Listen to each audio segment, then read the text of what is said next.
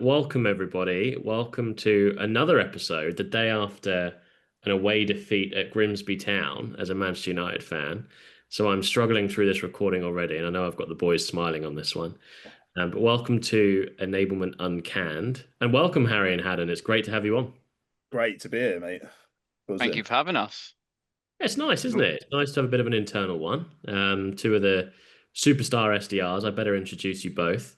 So Harry and Hadden are SDRs here, sales development reps, business development reps, whichever you want to call them, here at Bigtincan, and they're superheroes really on the front line. I mean, I've been working with you boys now for at least a year, if not longer. I know Harry is a little bit longer, but Hadden sort of just coming up to a year.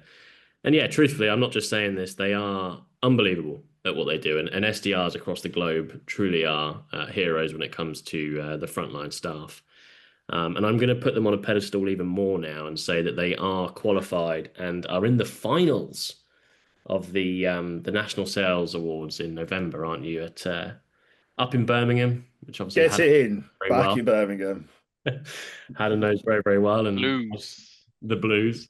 Yeah. As this podcast continues, you'll hear. You may not understand what Hadden says, but you know you will hear these from Birmingham. So yeah, congrats on that, gents, and yeah, we're going to call this episode Frontline Voices, right? Frontline Voices, SDRs on enablement that works, go through your journey and sort of understand a little bit about your roles. Do you want to introduce yourselves? I know I've kind of done it, but if you want to introduce yourselves first, that'd be great as well. Why not? Hadden, kick it. Cool. Yeah, so my name's Hadden, been an SDR at Bigtincan for 11 months or so. Obviously work within the enterprise division, work very closely with Harry and Jack on a day-to-day basis. We make up the nuts and bolts of the EMEA team. I guess my specialty within sales development is around engineering and manufacturing. Awesome. That leaves me then. It does. Yeah, I'm Harry. I'm an SDR, enterprise SDR, as I like to say. I work very closely with these two, and this is actually, a bit of a look into our sort of life as a team in EMEA, as we tend to do meetings like this every morning. Not as formal as this on a podcast. We certainly don't record it because you don't want to be hearing that. But yeah, I work mainly in the medical device pharma industry. So if you've got me on LinkedIn, you've probably seen me pop up in your LinkedIn chat. And if you haven't, make sure you follow Harry on LinkedIn and reach out to him because it all helps me. So let's make sure we do that. Yep. Yeah, you're right. That's the name of the game. I think people would actually quite enjoy listening to our morning syncs. Maybe we should begin posting them out. Some of them would have to obviously bleep out, but yeah, definitely. Maybe do a live stream. Okay. Every morning. We'll see if we can get that one signed off. So let's kick this off then, and we always start these podcasts with an uncanned take or a hot take, however you want to call it, a bit of a candid, bold opinion to set the tone. And I'm going to start with our chief Brummie in the room, because I know he's got some bold opinions on sort of why most enablement or SDR sort of missed the mark. So give us your first sort of thought, Hadden. Well, it's a good job you gave me this ahead of time, Jack, because it gave me a lot of time to narrow down all the amount of thoughts that I had. But the one that I've nestled on is if enablement doesn't work for SDRs, it's not going to work anywhere across your business. Interesting. Bold. Okay. And I guess that's because, SDRs are on the front line, right? And they know they're kind of speaking to the customer more than anyone else, right? So if enablement isn't working for your SDRs, it isn't going to work anywhere else. I like it. Absolutely. And it's nuanced with that as well, because obviously, as you just mentioned, we're at the front line of the sales. And if we're not enabled with the right messaging, the process, the tools, it shows immediately in our conversion rates. And ultimately, that's all we're judged on. And obviously, the amount of volume that we do, there's such a large sample size for enablement professionals, sales directors, commercial directors to then look at. So you can see specifically what's working and what isn't. So it's really the most measurable sort of impact on the business through us as opposed to anywhere else. And if it works for us, for a fact you can then scale it across your account execs, your customer success managers, stuff like that, and so on and so forth. There you go. Bold opinions to start. Harry, what do you think about that? How are we going following that? Follow Hadden with your boldest approach or your boldest take. It's hard to follow that. Hadden's good. He's really good. You can see why he makes a good SDR. Yeah, my bold approach would be, based around objections and, the first one, but I guess any objections, not being prepared for those objections will kill an SDR, whether it's the conversation or, just their confidence. Me thinking back to not being prepared on calls for objections and thinking if I can get through the structure of my call, which I'll probably revisit later on in this. But if I get through that, I'll book a meeting, Hmm. not accounting for objections coming up. So yeah, now progressing in my career as an SDR, objections, I'm almost welcoming them because they give me an opportunity to get to the point quicker and book the meeting quicker instead of getting all the way through to the end and getting the objection then. So the sooner the objection comes, sometimes the better now for me. But certainly at the start, when when I wasn't prepared for objections, it would kill the conversation. It would show my cards immediately that, maybe I'm new in this role or I'm not as prepared as what someone who's taken a cold call would expect from a cold caller. And then they have that to grasp onto and kill your confidence, essentially.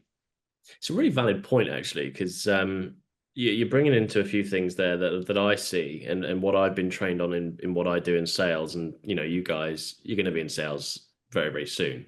I would have thought, based on the way you guys are sort of projecting.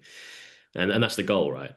But with getting objections early, I would even say that that's something that I was taught in my early days as an AE, almost by drawing them out. So you're welcoming them, I should say, to come early so you can actually get closer to that appointment. It's the same when you're closing a deal, right? It's the Mm, same when you're and when I speak to procurement teams, I try and draw the objection out of them because if you don't, that objection will just come in later down the line and it will cause a problem, right? yeah. I think even in one of my old jobs, it was the vision of shutting the doors. You're kind of walking down a hallway and you've got to shut the doors before you get to the end. And each of those doors Okay. has a specific objection. So I see some similarities there. So let's get this boy into sales, I think. I'm waiting for the call. Absolutely.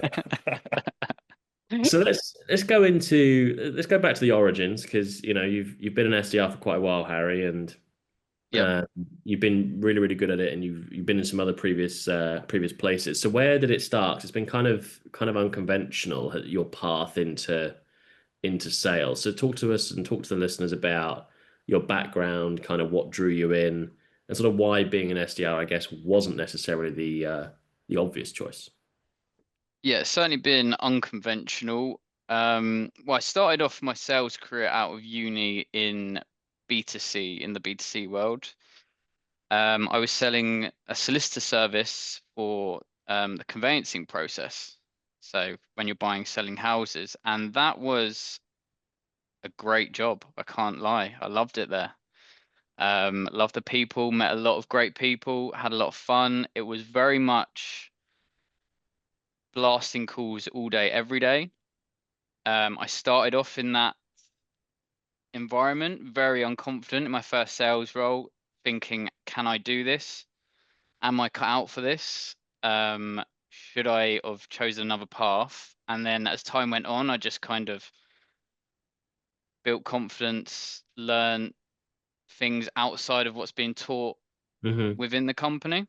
And that allowed me to progress along the ladder and get to sort of team lead position, only to the point when it wasn't a huge team. It was about maybe 12 to 15 salespeople at its peak, but there was only so many steps to go in terms of one sales manager. You're kind of waiting for sales manager to leave to become a sales manager at team leader level. So it was just about, it was either someone move or I move, and I kind of took that leap and moved into the B2B world. And that was kind of my first realization of, the sales process for B2B. Had no idea, just thought if I can do sales here, I can do sales there. Didn't quite go that way. So the only transferable skill was that, I was fine getting on the phones and calling and bashing out calls every day. So that translated into being able to prospect quite well, not having a problem calling, but didn't really have any structure in terms of prospecting. So bounced around a couple of places in the B2B world, and finally found my feet in Bigtincan. I came across Bigtincan from, it's a situation where I started to enable myself.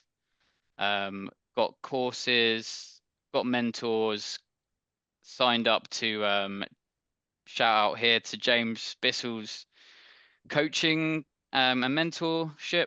And yeah, that kind of changed the world for me in terms of giving templates, blueprints of what successful looks like, Mhm. and a community as well, which led me to find my next role as the hiring manager at Bigtincan was Adam Weeks, who was in that community, and there was a lot of people sharing their experiences, their sort of tricks and tips on email and calls.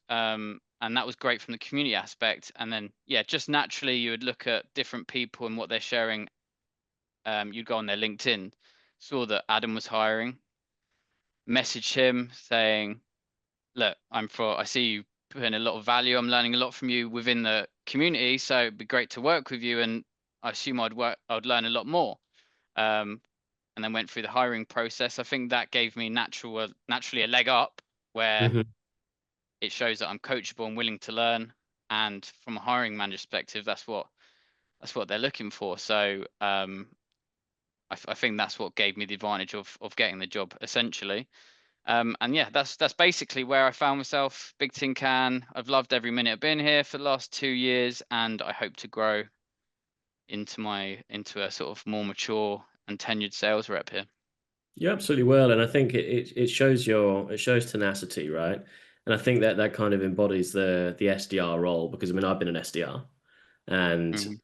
if I said I loved being an SDR, I'd be lying, because it's hard, right? It's Yeah, hard. it's not easy. And then when I was only an SDR for, it was less than a year. And yeah, big shout out to Adam, because I mean, and James actually, I know them both fairly well. Adam a lot more. So I used to work with Adam when I was an SDR, interestingly. So I've got some stuff from him as well. But no, thanks for that. I think it just goes to show that the hard work, you have to put the hard work in if you want to be successful in anything like this, right? Yeah, for sure. Um, so Hadden, your journey's been a little bit different. You've not Yeah. necessarily been an SDR for your whole life, and the CV doesn't necessarily say that you're kind of SDR ready. So talk to us about kind of where that. I'm not saying Came in for no, sure. Yeah, straight absolutely. off the bat, it's a little bit spottier than what Harry's was. So I just came out of university with an English degree that was pretty useless. Didn't know what I wanted to do with it. Didn't want to be a teacher. Didn't want to be a writer or a librarian. And I was like, oh my God, what can I do with this? Had a message on LinkedIn from a recruiter. They were like, right, we think you'd be great at recruitment. Come and have a chat with us. I was like, great. This was in Birmingham at the time when I had the interview with them. Straight away, like, yeah, we think you'd excel in this environment. I've came out of that thinking, brilliant. I've got a job in Birmingham. All my dreams are going to come true. And then my friends threw a spanner in the works literally the same afternoon. They were like, we're all moving to Bristol, get a job and come live with us. I was just like, well, if they think I could do recruitment in Birmingham, I could definitely do it in Bristol. So initially, the first business I joined was purely just to be able to live with my friends and not quite let go of uni, because I wasn't quite ready to let go of it. So yeah, was in recruitment for coming up to 2 years. Had a really good time there. Worked within a very much like a Wolf of Wall Street office. If any of the stories you've heard about recruitment, they're all true, is what I'm going to tell you about that. But I absolutely stand by it being the single best graduate job you can have. I think it sets you up well for, like Harry says, a more tenured sales career. Just based on it's just pure rejection every single day. It was a boiler room kind of office where your mate has stood up for sort of 2 or 3 hours at a time, and you're only able to sit down when she pulled some work in. It Mm, was just like that. It was a bit of a lion's den in there, which mm. for a lot of people is a sink or swim environment. For me, I swam, and Oh, then he swam. inevitably, I It's swam, where. and then inevitably, all good things come to an end. I ended up moving back to Birmingham for a short period of time, and then I progressed into doing some more B2C stuff. I was doing some door-to-door sales for windows, doors, conservatories, you name it. And then from there, I actually ended up leading a small team of sort of five, generally college-age lads who were just looking for a little bit of extra change in their pocket, going around knocking doors. Ultimately, decided morally that didn't sit right with me for quite a few different reasons, and personally, I just knew that wasn't what I wanted to do long term.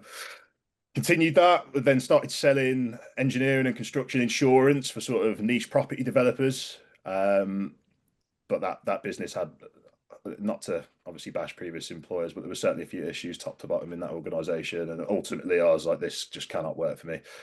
But I'd heard through working in recruitment the amount of money that you can make in tech. And I was like, well, if I can sell windows, doors, insurance, people, then why can't I sell platforms?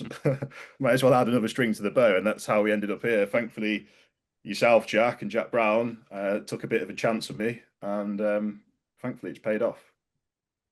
It's true, though, isn't it? Jack Brown, by the way. Oh, shout out Jack Brown. That's my guy. Maybe we'll bring him on. Maybe we'll bring him on the next episode. Big JB in the house. It's maybe we'll get him in if he fancies it.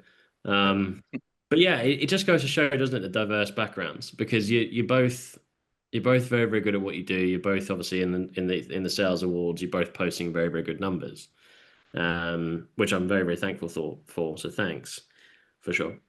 But you both got very, very different backgrounds. So it's, do we think? What was I going to say? Do we think? I mean, I guess SDRs don't come as ready-made sellers necessarily, do they? They're more. Is it a learn on the job thing, or have you got to have? Are you born? I ask this question all the time. Do you think people are born sellers? Do you think people actually, almost like when you're born a footballer or you're a good sporting person, right? A lot of people are born with that ability. Do you think you could learn to be an SDR, or do you think you're kind of born with that tenacity to be one? I think anybody can learn the skill set of being a salesperson, but the stuff that you can't necessarily teach or pick up is something that is innately within you. So if you're comfortable with being in the trenches every day and being told no 100 times, that is all that requires. It's the stuff that takes no skill that you can't teach, in my opinion. Everything else you can learn. Anyone can be a salesperson. There's that much. There's in the day of the internet with YouTube and access to podcasts and stuff like this as well. Anyone can learn this, the foundational skill set to become a salesperson. And if you just like any art form, if you refine it and refine it, sooner or later you'll reach the goal of it. But it's the stuff that takes no talent that I think is actually down to sort of just a natural gift. I like that. Yep. I feel quite passionately that you can be a successful salesperson and not be born a salesperson with the skills. As someone who I rely heavily on frameworks and blueprints for calls and whatnot. Not, I'd guess you say, an introvert, someone who probably prefers not to speak to people than to speak to people if you had to tick a box. But I make cold calls every day. I make hundreds of them every day, and I rely heavily on the tools that I've learned and given myself to be able to speak to people, because I can kind of track where I am in conversations, or know to battle certain objections, or speak to someone based off what I have set out to have, how to have that conversation. But obviously there are people who are born with it, the gift of the gab people, and they don't need those frameworks. They can just go and pick up a phone and book a meeting without anything to prompt them. And so yeah, I think you can both be born with it and learn it. Interesting. Because you two are you're similar, but you're actually very different. Yeah, and I'm noticing more as we're doing this literally in the last 20 minutes, because if we were to assign colors, the old color framework, Harry, you are quite logical in terms of the way you do things, and Hadden's kind of he just gets it done. But ultimately, you both end up getting the same result, which both exceed targets. So it's actually super interesting. The grind. I was thinking about this. We both got very different approaches to the job, but we garner the same or very similar results each and every month. So to what I was saying, I think we're both the prime example of potentially two people, the reverse end of the spectrum, that can make it work in the different ways that we go about it. Which is why one framework doesn't fit all. And I've had this conversation with many, many enablement folk, sales directors, CEOs, as you know. And if you try and blanket the same policies or the same process or the same framework, take MedPick, take anything, right? On everybody, it's not going to work. I sell differently to my colleagues. You guys book differently to each other. Mm. If you try and force a salesperson or an SDR down a particular route, it might not work. So you've got to let that flair, you've got to let them have their own abilities shine through. Yes, you can kind of follow some sort of process, but if you really try and, restrict them, if you will, it's not going to work. And that's what I'm hearing from what you guys are saying, which backs that up. Absolutely. And I think as AI comes more and more into enablement, that's it, buzzword. I've said it for the first time this episode, Jack. I was trying to get through without it. Yeah, I've said You've got it. it Beep, beep, beep, beep, beep, beep, beep. Yeah, yeah. But yeah, so as AI progresses, I think you'll see enablement actually change in the sense that it will become more specific to the individual. So that idea of specific frameworks not working for a blanket of people, I think as AI advances, you'll be able to look at somebody's stats, you'll be able to look at their pathways, their conversations, etc., messaging, and it'll be able to diversify the enablement that they receive. It might be able to recreate you, Hadden. We could do Tough task, one of a kind, mate. just Yeah. create Hadden, brummy SDRs all over the place. Why don't you walk us through your Hadden, why don't you walk us through your day in the life? So like, because I appreciate, every day is different. And it could, you could get nothing one day and you could book five another day, right? Talk to me about your day in the life, the highs, the lows. Because SDR, there's a lot more lows than highs typically. Um, your biggest surprises when you first sort of started here, all that kind of stuff. Talk to us about that. Absolutely. So I think the first thing that you need to iron out is that you just don't have to be excellent every day. All you've got to do is just be slightly above average every single day. As in, by that, I mean, just do the tasks, find out your deliverables, and consistently deliver it on a day-to-day basis. And sooner or later, the results will come. Because at the end of the day, people go, oh, it's not a numbers game, sales is a skill set game. Sooner or later, if you have the right if you're taking the right steps every single day, you'll reach the end goal. How I do that is obviously I personally know my individual numbers. So I think it takes me like 18 conversations to book a meeting.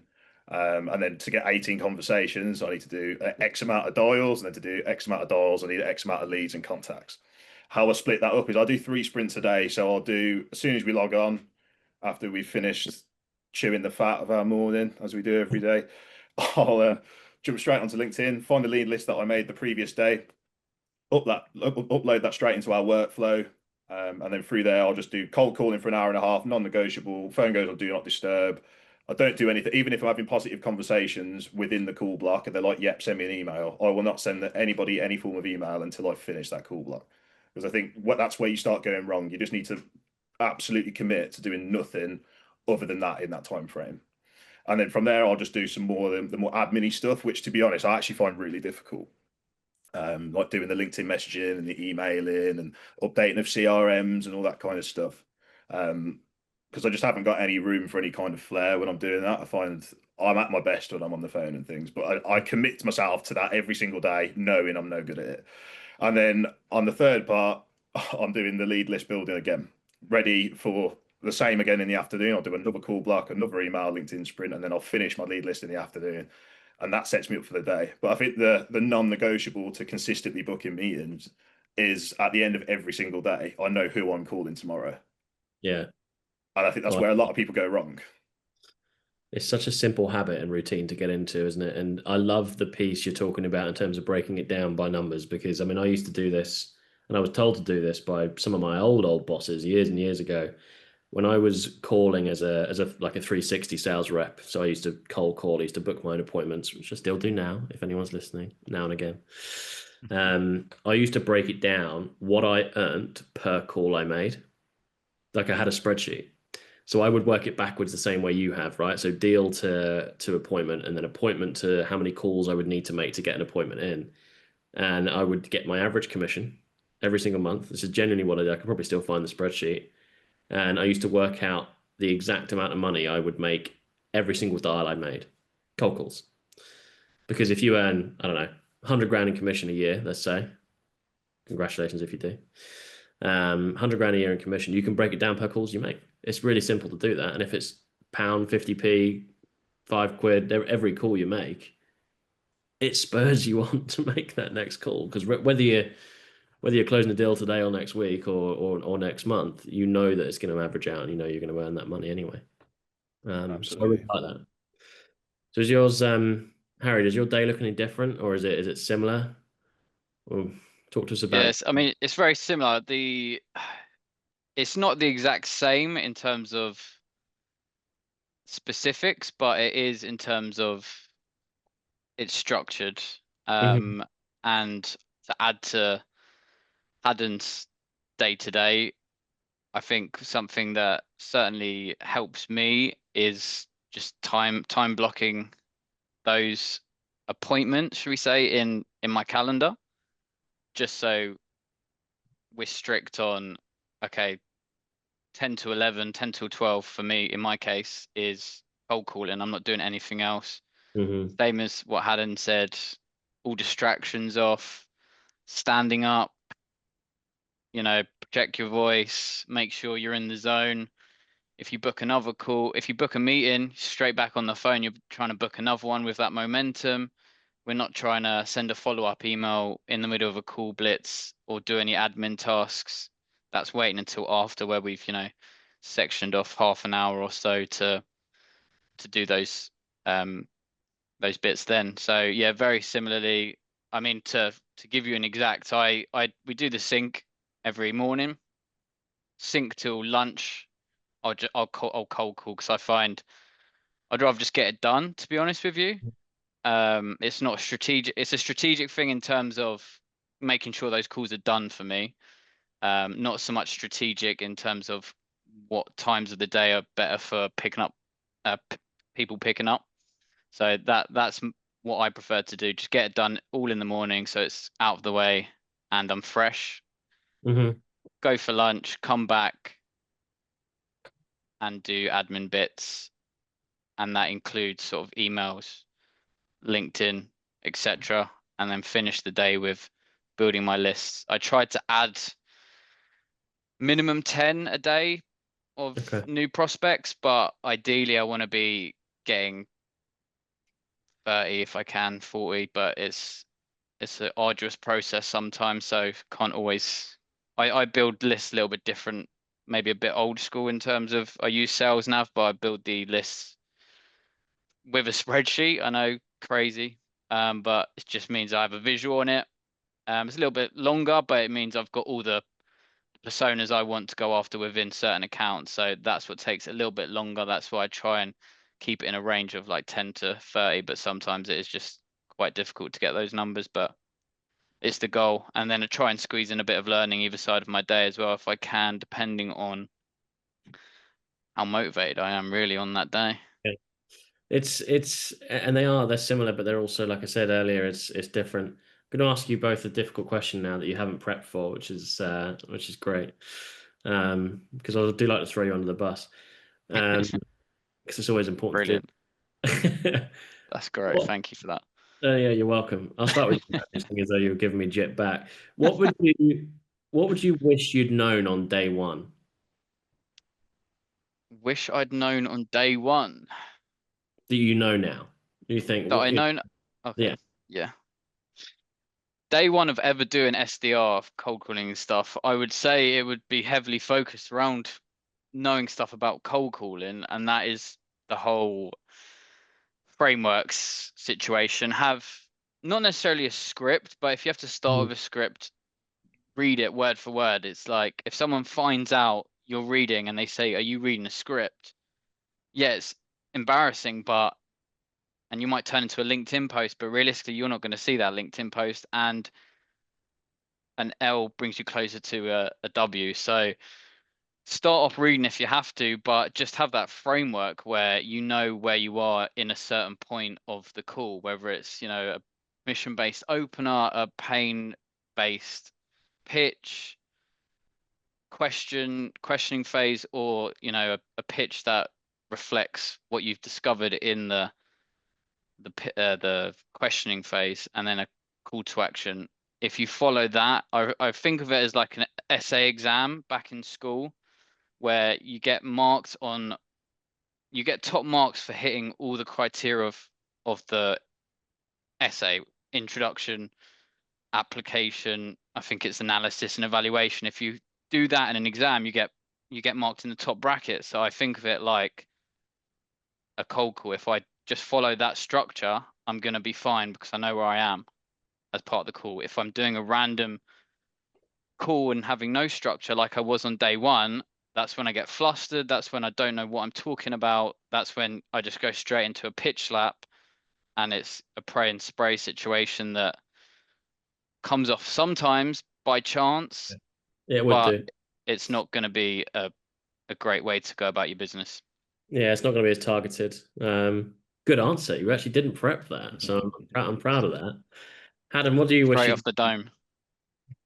straight off the I was going to make a joke about Ruben Amorim halfway through what you said there because I couldn't help but bring it back to football. And I can't even remember where it was going to go. Oh, it was there when you said an L brings you closer to a W unless you're Ruben Amorim because Yeah. the W seems to be a lot further away the more L's that you get. But you can tell I'm bitter about last night, right? Yeah. I won't comment on that, Jack, because I don't want to kick you whilst you're down. Good point. Hadden, what do you wish you'd known on day one as maybe go day one, either day one here or day one as a recruiter? Because recruiter, although it's similar skill set, it is very, very different as well. Cool. Yeah, I think the number one thing is just to steal from everyone around you. And by that, I'm not meaning like take their phone and put it in your bag. I mean, Oh, is I that what mean, happens in Birmingham? that's standard procedure in That's Birmingham. good. That's good. I'm talking if you've identified somebody early who, or they're booking a lot of meetings via the phone, how do they do it? As a newbie to the business, speaking personally, it might not be the same in every business. If somebody asked me and they took an active interest into what I was doing well, straight away I respect it and I'm willing to help them because I'm just Hmm. like, okay, this person's on it, they're motivated, they want to do well. And yeah, so just if somebody's really good at LinkedIn messaging or emails, like the best one in our business for that's Ty. Ty is an absolute wizard at doing that. So straight away, I've joined, identified that he's great at it. So I was straight on the text to him, please show me what you're doing. And Hmm. it's not a matter of copying them. You have to sort of lean. Me and Harry talk about this all the time. It's a concept that we talk about. How often do we speak about this, Harry? And you have to basically adapt this into your own style. Hmm. Yeah. So naturally, I'm an abrasive character. So my style of outreach, naturally, because I lean into it, is abrasive. It's an abrasive style, which doesn't work for everybody. Like someone like Harry has a really structured style of outreach that I personally couldn't conscribe to because I struggle with having like borders around my messaging because I like to just have a free flow where it just feels really conversational. And Harry couldn't lean into being abrasive because that's just not who Harry is. He has got like a, how would you word it, Hayes? More of a gentle approach. Yeah, like I guess I'm more polite in the way that Yeah. I'm going about. Not saying you're not polite. I'm just saying he's like coming in and telling you what's happening, whereas I'll ask what's happening, kind of thing. Yeah, If that even makes sense. for sure. But they So both work, right? They both work. yeah. You know, Hadden scares his prospects into a meeting, and and Harry asks them politely. But ultimately, they're both having a meeting, right? So, no, no, you bang on, and yeah, good shout out to Ty as well. So I'm sure if he is listening, we'll make him listen. But you're right, taking the 1% from each person, and again, you're speaking to what I've done over my sales career, and there's a few people here that when I first started, I listened to their demos, right? You listen to the top performers demos. You listen to back in the day, Adam's demos. Listen to Chris Williams' demos. For those of you listening that knows who he is, plus others, right? Jamie's got some fantastic ones as well. So like, there's you listen to these different, and you don't have to copy them. You don't, right? You just take bits, what works here, what works there, and you adapt it to yourself. And as long as you're doing that, you're going to be successful. So look, this is called Enablement Uncanned, so we should probably talk a little bit about enablement, even though we're sort of focusing on the SDR world here. So I'm going to try and tie it back, do my best to tie it back. And we're going to talk about, this sort of last 5 minutes or so, sort of the hits and misses that you've had, because enablement is, we said right at the start, enablement starts with your SDRs. If you don't enable your SDRs, the entire thing's kind of failing. Maybe talk to us about, and we'll start with you, Hadden, talk to us about kind of where enablement has helped you, whether that's here or anywhere else, but more importantly, kind of where has it missed the mark? Because I imagine it's more so missed the mark, particularly with training on onboarding. We hear that all the time, right? That it doesn't quite come up to scratch. Maybe give us a couple of points on that. Absolutely. So again, shameless plug, but I genuinely think the best enablement I've ever experienced was within Bigtincan. Um, I know for a fact if we had the role play conversation simulator that we've developed, if I had that in my first recruitment job, I would likely, have been an excellent recruiter long term, a lot quicker. It's a seriously good bit of kit that I think any recruiting business could benefit from. And it just was it was so transferable. Literally within a week in the business, I looked at it and just thought, that's a game changer for that world. Because I remember sitting down in classrooms with managers, and at the time, I had he was pretty well revered as being a pretty scary manager, a pretty intense guy. And I remember having to do role plays with him. I was new to work, let alone working in sales. And having to do role play with this guy was seriously daunting. So we'd like sit down, and in fairness to him, he was actually really good at it because he understood the ICP really well. And that is the only time in my entire sales career where an in-person role play was actually beneficial. Because I feel like enablement across sales really is a lot of it sat down in classrooms or classroom settings or talking at a whiteboard where it goes straight in one ear and straight out the other. And it's to do with learning styles as well, right? Because essentially, if you're within enablement, you are basically a teacher. And if you're a teacher, you need to understand your students' learning styles.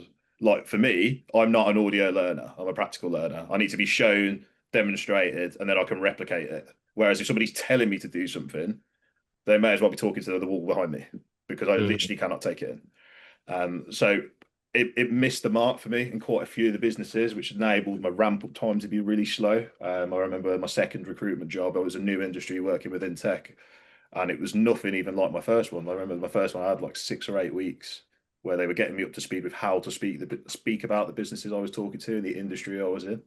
And with that one, it was just like, well, ask people when you call them. So you immediately thrown in hot water in the deep end without armbands, and you either sink or swim. Yeah, It's really hard. it is. Yeah, and it cuts people out, right? And it doesn't build that trust that you necessarily need. No, so it's really good. Harry, what about you? I mean, if you were running enablement teams, right?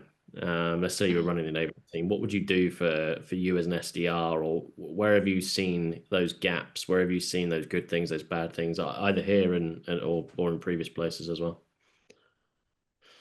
Yeah, it's a good question because I mean, it's difficult to not sit here and start pitching Bigtincan, and I'm going to keep this vendor agnostic, but situations where, like Hadden said, you're practicing role plays as someone new to a job or new to sales, that's probably the most awkward, high pressure situation you could be in if it's with a manager, and maybe not as bad with rep to rep because you're both in the same boat if you've just been onboarded, Yeah. but still pretty awkward and uncomfortable. When you find yourself in a situation where you're doing role plays with a computer with no manager supervision, instantly pressure's off, and you find yourself in a situation where you're practicing, you mess it up, you go, damn, restart, damn, restart. I found myself in a position where I've done that a lot on tasks, role play tasks, and every rep makes me better to the point where I'm ready to go live.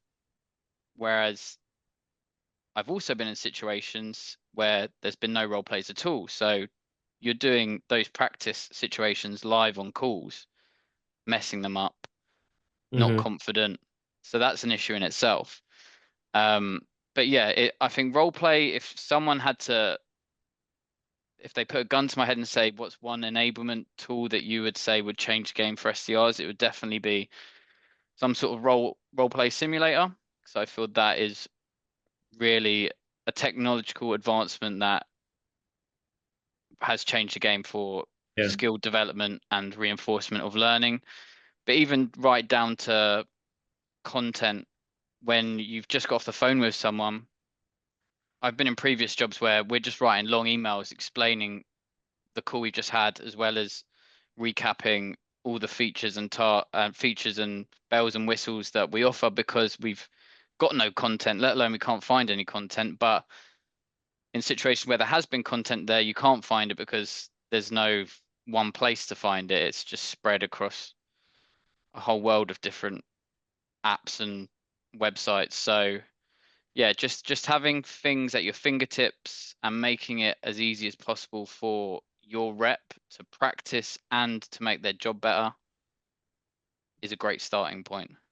I also Role, think role play, role as play. oh, sorry. Go on, Hadden. No, I was saying role play is a winner. Go on, finish what you were saying. I was going to say, I also think as just a sales professional in general, not even necessarily segued into just SDRs, you've got a responsibility to enable yourself. And what I Yeah, mean by that is reading, listening to podcasts like this, watching YouTube Mm. videos. Like I know me and Harry particularly regularly enable ourselves through ways. I mean, I just sit and watch TikToks. Like if I'm finding myself low motivation at work, there's a few TikTokers that I'll watch. You know, Chris Orlob, Cameron Profit's probably my favorite one because their style aligns nicely with what I like to do on sales calls. And all it takes is just a little bit of research. So you have a responsibility, like anything, to sharpen the tools in your skill set to enable you then to be better at what you're doing. And then obviously then you can look for support from a wider business and introduce tools, you can introduce learning pathways, whatever it is that you want to do. But the bare bones of the skill set, you have a responsibility to pick up yourself. yeah, you've got to want Yeah. to do it yourself, haven't you? Because if you don't want to do it yourself, you're going to fail pretty much at any profession that you're going to go into, whether it's sales or not. Yeah. No, I, Agree. I appreciate that. I appreciate that. I think you've hit the nail on the head. So look, I'll recap this because we're kind of running to time, and I want to make sure we keep this to a good length. For me, what you guys are saying, right, is listening to SDRs is the fastest way to stay aligned with the buyer reality. And I've said this to time and time again, particularly to C-levels, and I've said this to people that I speak to when deploying something like a Bigtincan, and others are available, of course. But when deploying a solution like this, you have to listen to your salespeople because, yes, all salespeople are different. SDRs are very, very different, but ultimately they are the ones that are spending the most time with your customers. They are going to know what works. They're going to know how it's going to work and how it's delivered. And look, the SDRs are the frontline. They are, without doubt, in my eyes, the most important part of any business, the engine, right, that drives the business. And they're the truth tellers for what works in practice. So let's finish this off with, and I know you want this one, with one misconception about SDRs that you want to bust. And you can keep this short and sweet. And I'll start with you, Hadden, because I know you have got one. I know Harry's got one as well, but we'll start with you, Hadden. Sure. There is no perfect background to come from as an SDR. Like I am tangible proof that that's the case. I've worked in recruitment, then Windows and everything that we mentioned previously. On paper, you'd look at my CV and go, that guy's not cut out to be an SDR. Been a bit bouncy, work career's not that great. Isn't like ridiculously highly educated. But then, shockingly, I know. I wouldn't believe that for a minute. You look and sound highly educated. But yeah, there just is no sort of perfect profile. I think there's actually a lot of benefit to look for people that are necessarily against the flow, people that Hmm. might not. And I think as a sales manager or a commercial director, I think it's important to judge people based on the environment that you provide and what that person might be able to fit in. I think that's awesome. What about you, Harry? Yeah, I like that, Hadden. One from me would be, it's a classic one. You've probably heard it a lot. But AI is not going to replace SDRs. I just want to put an exclamation mark on that one because as time develops and technology becomes better, what will replace SDRs is SDRs that know how to use AI because it is making us more productive and better at certain things as an SDR. But an AI on its own, I strongly believe will never replace an SDR and the SDR function. And then a bonus one is that cold calling is not dead. Okay. Cold calling is not dead. Cold calling is dead if you haven't put the time in to learn how to cold call that suits you as an individual. You need to learn that framework for yourself, whether it is you can pick up the phone and just get on with it. That's the way it works for you. If it's not, then you need to learn a different way. But it's not dead. The way you're doing it is dead. Oh, Mic drop, bang. I was about to say, what a way to finish. Yeah, What mic you're drop. doing it is dead. I love it. Yeah, what a way to finish. Well, gents, look, thanks so much. I know we've sort of done a bit of prep on this, but it's been superb, and yeah, thanks for coming on. I'll get the team to put your LinkedIn's up so you're all famous, Yeah. and everyone can connect with you and add you, and make sure you come along to the National Sales Awards if you want some advice from one of these two. They're going to be there in November up in Birmingham. Again, Birmingham's a big place. It's somewhere in Birmingham. Hadden will tell you. So yeah, definitely come along to that. And if you need anything, obviously feel free to reach out to the boys. Their LinkedIn should be on screen. But yeah, thanks again, gents, and thanks for coming on Enablement Uncanned. Thanks for having us, mate.